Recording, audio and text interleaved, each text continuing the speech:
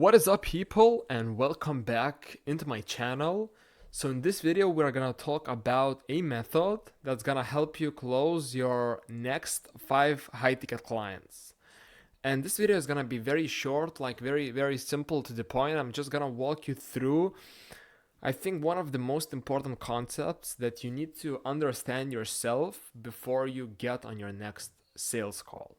So if you are like an agency owner or a coach or just someone who is running a business which requires for you to get on a call with a client, with a prospect to be able to close them, then this is gonna be very important because I don't know exactly, but I'm sure at least 90% that the main reason why people don't sign up with you on the call, if everything is alright, obviously, if the product is good, if like what you're offering is top tier, is because they are giving you this objection: I don't have the budget, or it's too expensive, or I'm just not sure if the money is worth what you're offering for me in return. So like this kind of objection that revolves around their budget.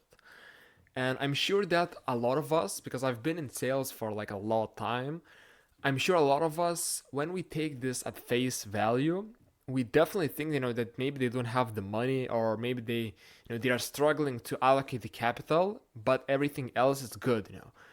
But in the reality, what's actually happening whenever they are giving you this objection, and you have to, guys, please understand that you have to avoid getting into your mind or taking everything that people like are telling you at face value and believing them 100%, because I'm not sure how many sales calls have you taken, or how long have you been in sales, or how long have you been running your business for.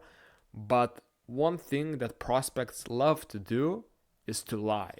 They always lie on the call, just to avoid answering truthfully, and just to avoid like getting into the things of the matter.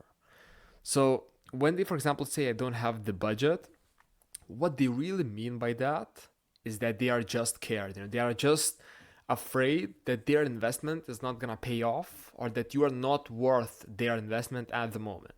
And it doesn't necessarily mean that you are the problem, your product is the problem, or anything else that goes with you.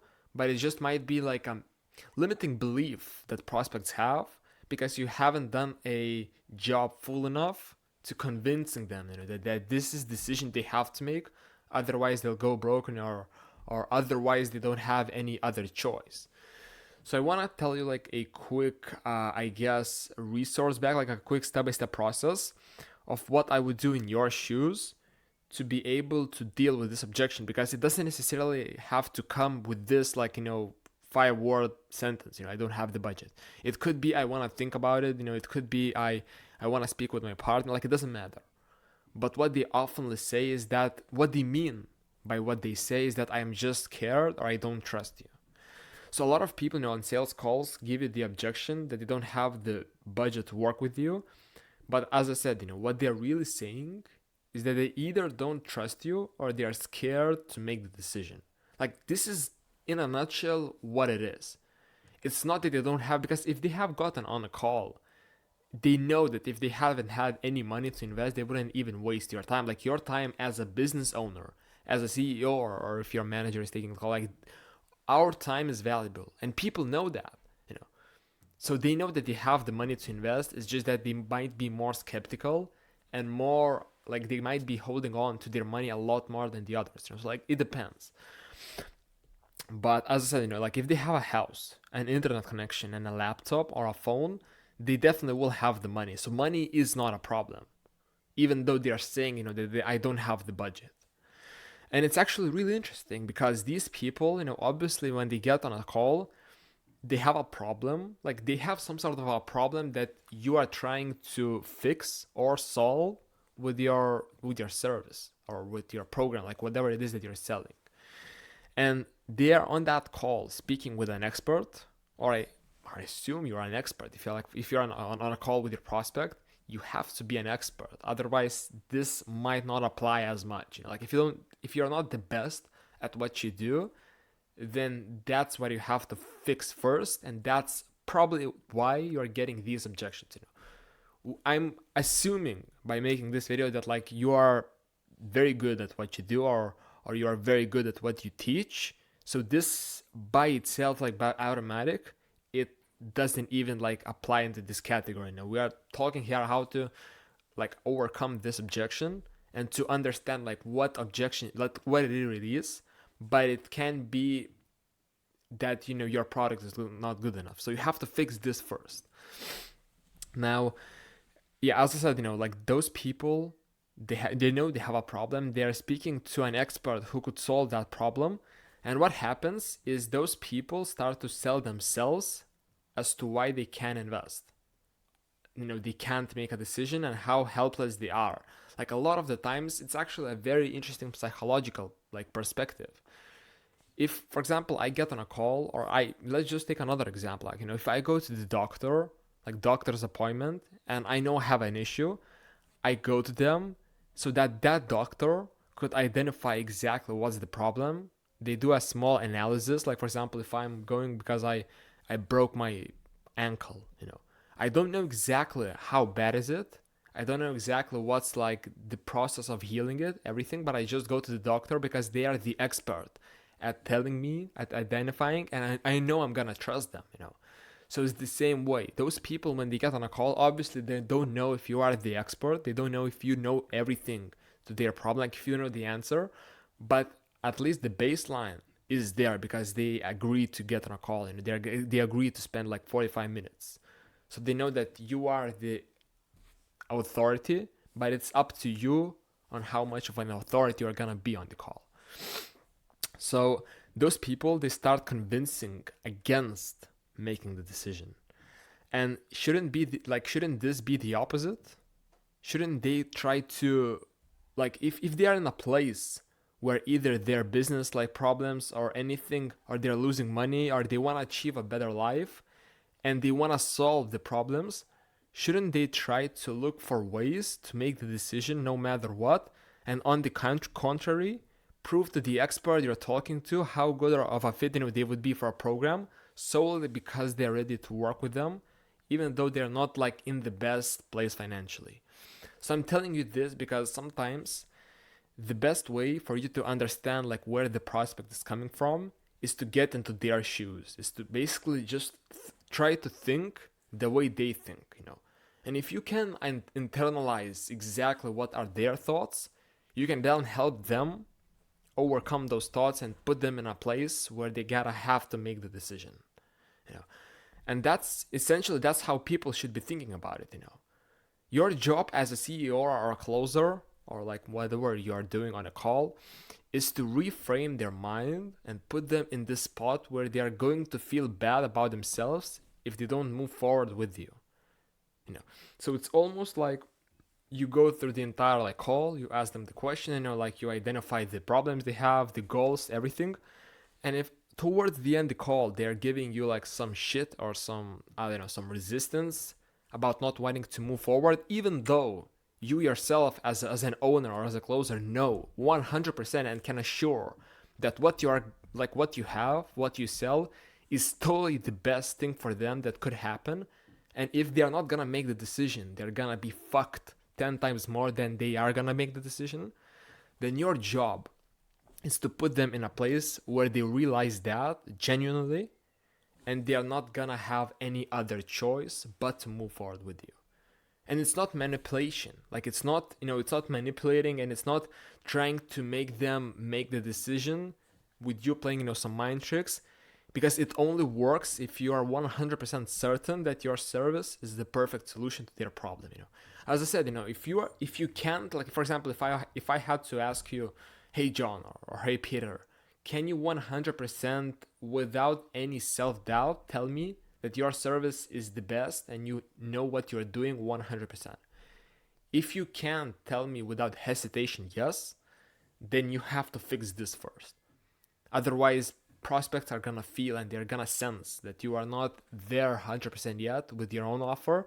So why they should even get on with you if you haven't figured it out yourself? But I'm assuming that most of you people, like, you are relatively good at what you do, and you may be even also getting those objections even though you are good at what you do.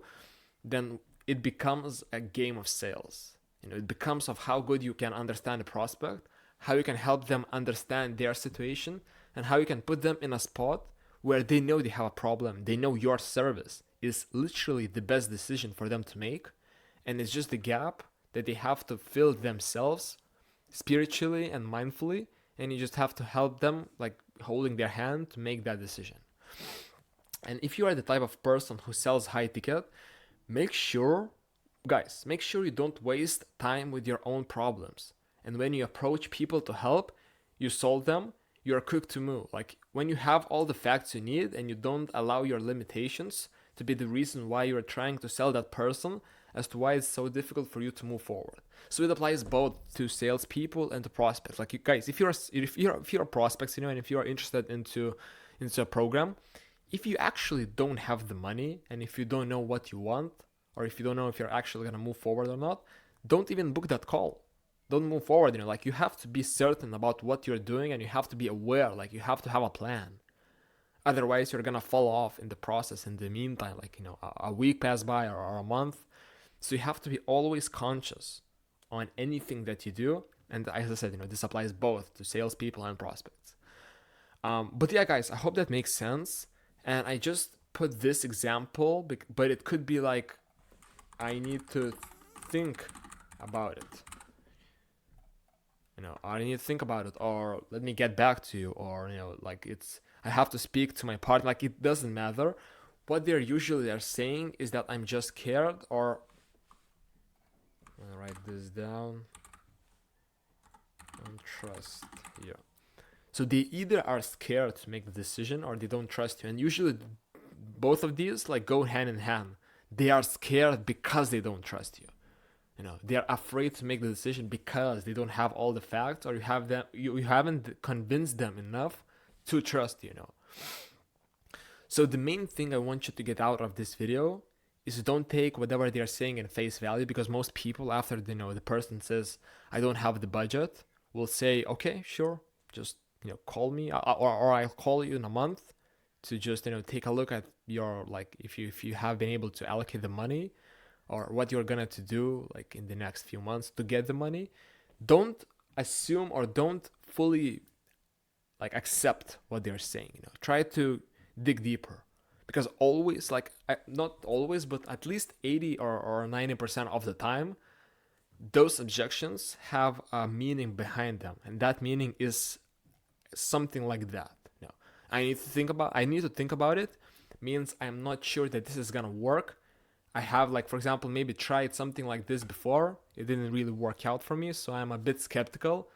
I'm a bit, fearful, and I have to do more research. This is what they mean, but they're not gonna tell you that, because you're gonna then attack them, And they are saying just like 6-5 words. I need to think about it. So if you're not trying to dig deeper, you are never gonna get those sales, and you're gonna come back to your manager and say that the prospect was bad, when in the reality they just have limiting beliefs in their mind that you could have not easily, but pretty probably, I would say, normally just try to overcome them by just providing the step-by-step process like I showed you here on your call. So I hope this makes sense, guys, and I hope this was valuable. Let me know in the comments if this was or it wasn't valuable. And if you have any more ideas that you'd like me to talk about in the next videos, just let me know as well. But yeah, I'm trying to get like a video a day on my channel. So you're gonna see a lot of value coming up in the upcoming weeks and months. And yeah, I hope this was valuable. I hope it made sense. If it doesn't, let me know. And I'm gonna see you in the next video. Peace.